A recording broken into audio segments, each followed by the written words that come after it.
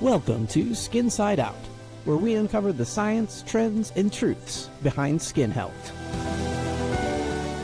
Your trusted guide to the world of dermatology. This podcast is for educational purposes only and is not a substitute for professional care by a doctor or other qualified medical professional.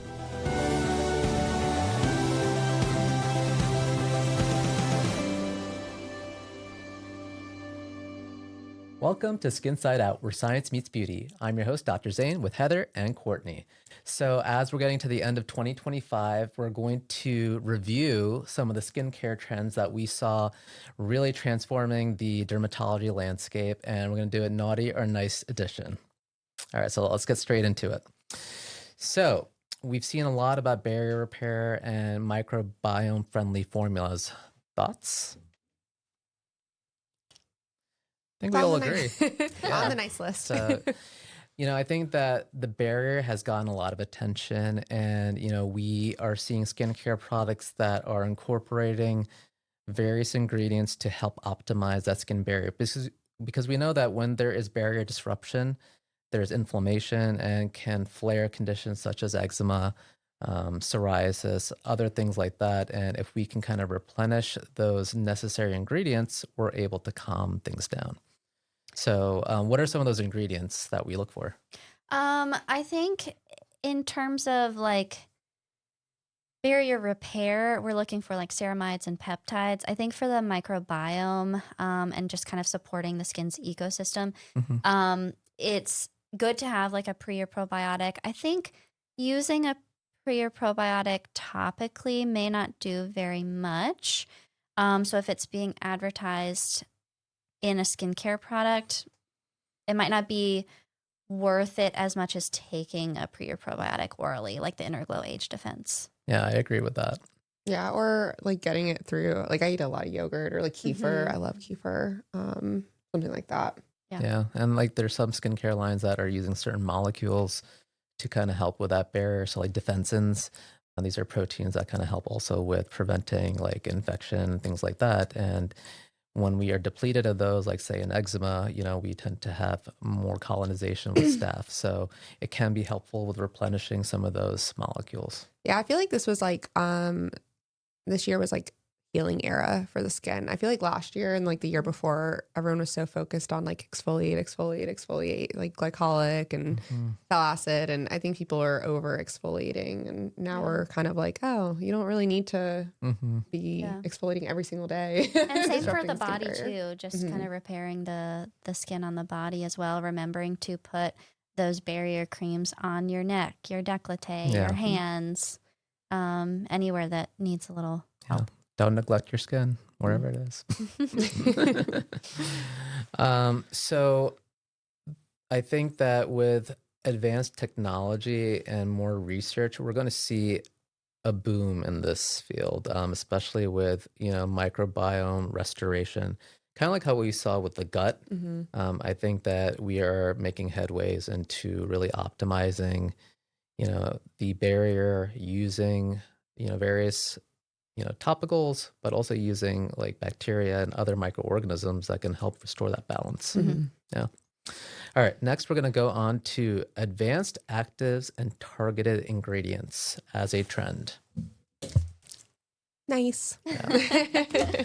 So I think there's a focus on data and evidence-based medicine with certain ingredients. So I do think that like we've talked about in other podcasts, we're looking at, antioxidants, we're looking at peptides, growth factors, retinoids, things that we know on the molecular level have an impact on skin health.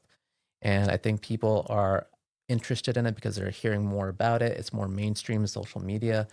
And I think it's a good thing.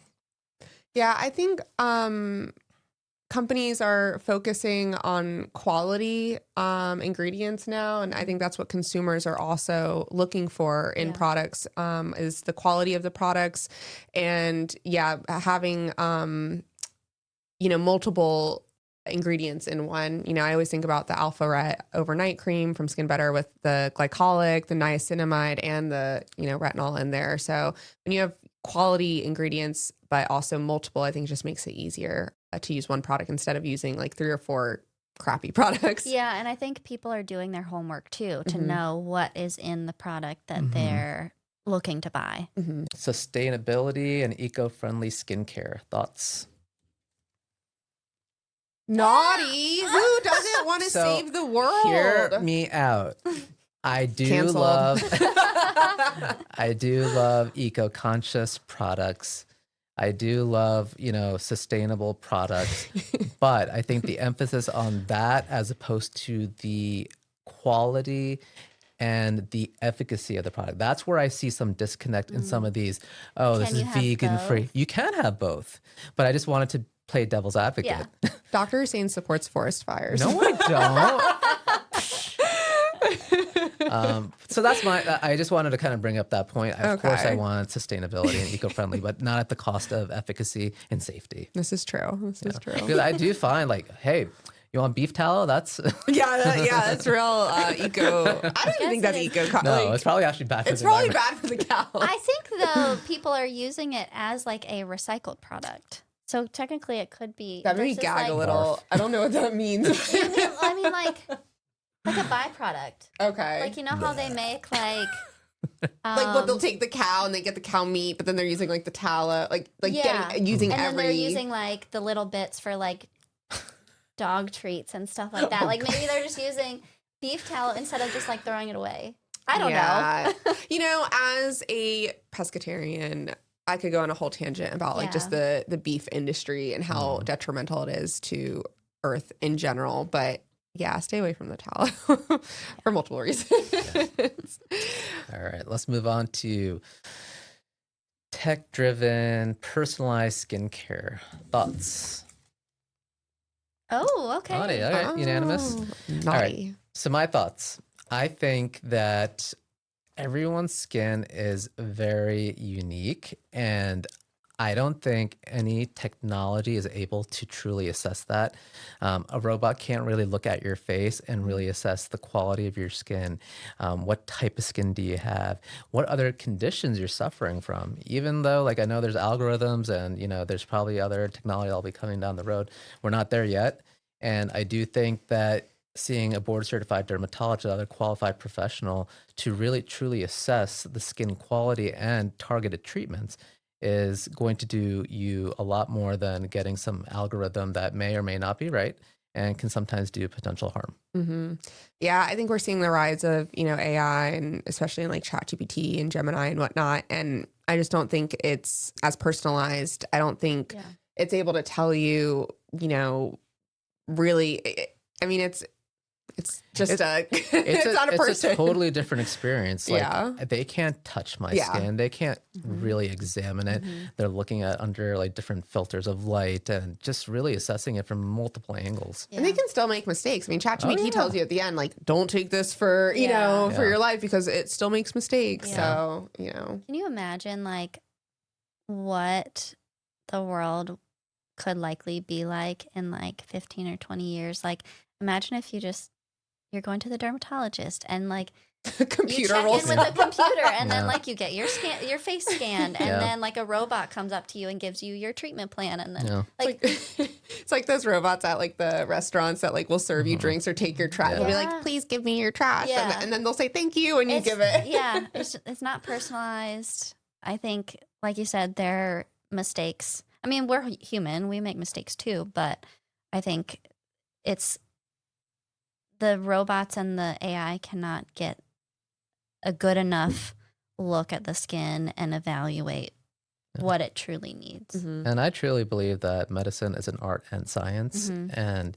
yeah, you can treat the science and train the robot Yeah. or, AI algorithms, but that finesse with that art and really assessing, patients and kind of giving a tailored, customized approach, that's something you can't really teach. Yeah. And what? AI is going to be able to laser your armpits? Hey, Please. Ashley. I don't know. Maybe. Maybe. Well, Larry Ellison was saying something about like how, AI is going to teach robots how to do Mo's. And he used that specific example, like in one of his, which was I know that they have some of like the robotic, like, but I think like the Da Vinci, yeah. I mean, that's been out for years. Right, but some of those I feel like are meant to like augment, and help where we physically can't do things, not as a replacement. So. Yeah. Cool. All right. So moving on to this trend of minimalism, also known as skinimalism. Nice. All right. Nice. So I like minimalistic approaches. It leads to better compliance.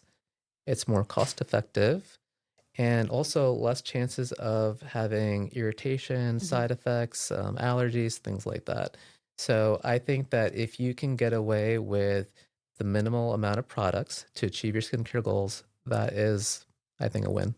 I think it's also preferential to use like functional products. So you're getting multiple benefits out of just this one single serum or moisturizer. Yeah, kind of like how I see the benefits with the compounds. You're getting multiple different medications, kind of working synergistically to get the optimal result. Yeah. I think some people like the ritual of a skincare routine. Yeah. No, I mean, I'm not. I mean, that's not me. So yeah, sometimes it can be hard to tell those patients, you don't need the toner, you don't need the whatever, because they like that whole like ritual of it. But if you're like, your typical male patient, they want the bare minimum. Yeah, make it easy, quick, but still get a result. So it's a good thing to have like a smart, simplified routine. Yeah. And a doctor Zain doesn't care about this factor, but the overconsumption part. I'm never going to let that go. I'm supporting the economy that way. Says the businessman. All right. So we're going to move on to inclusivity, diversity, and, accounting for different skin types. So thoughts and how skincare is addressing that. If any of us put naughty, man. What is your explanation for that? I mean, I think that we have so many more options for all skin types, which is incredible, especially with skin of color. So I've been impressed with newer formulations every year that look more natural, making patients more likely to use various products, especially sunscreen. And we're seeing more studies done. I mean, even beyond just cosmetics, but when we're looking at some of the medical drugs that, you guys are prescribing, I know there have been several reps recently who've shown us new studies on specifically patients with skin of color. And so I think it's, very encouraging to see that these companies are making effort where they did lack for so many years.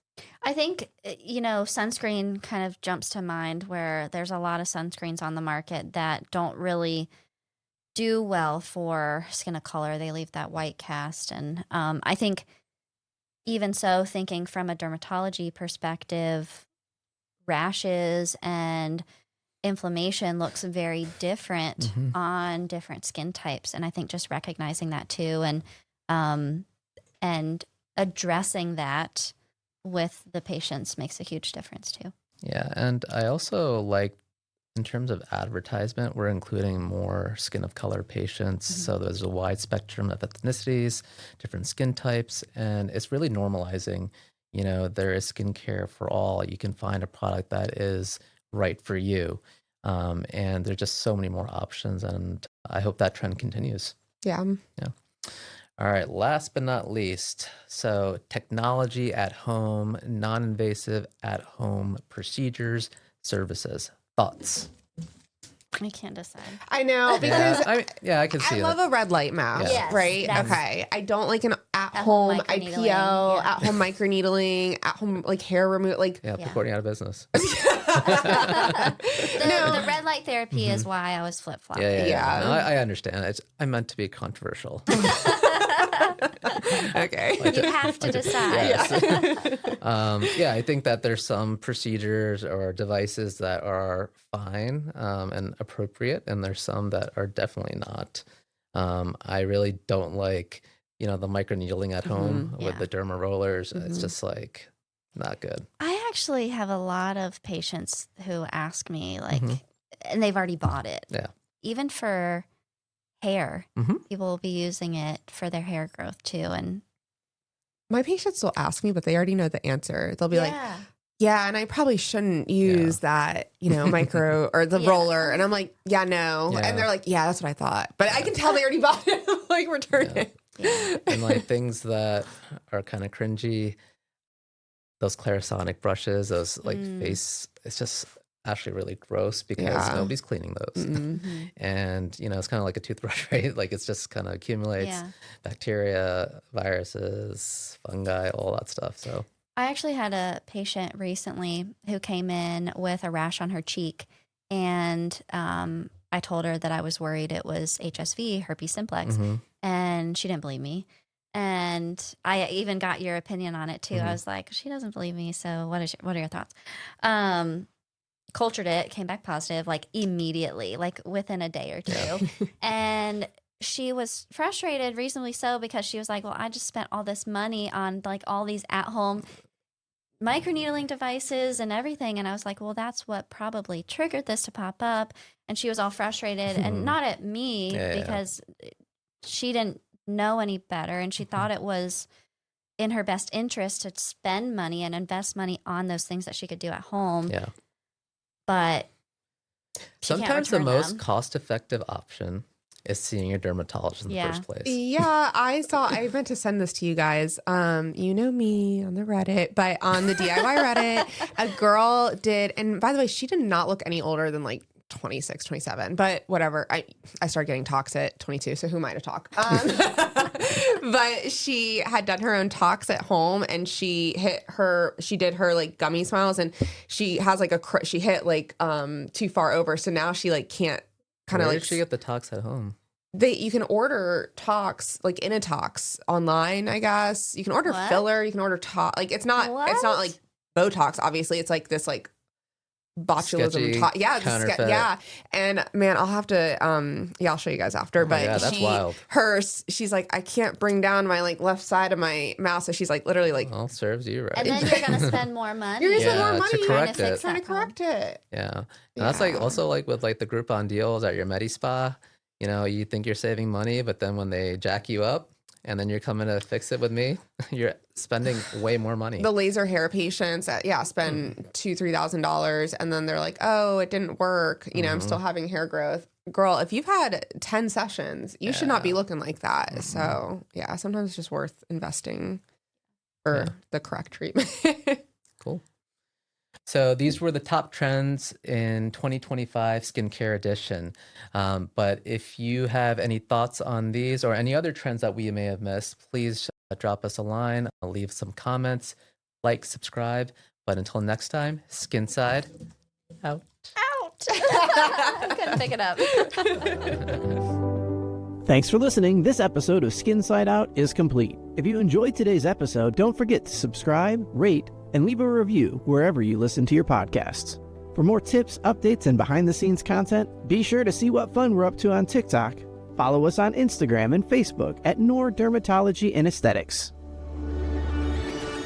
Check us out online at norderm.com. Discover why our patients give us 5 stars on Google. Call us today at 919-617-0717.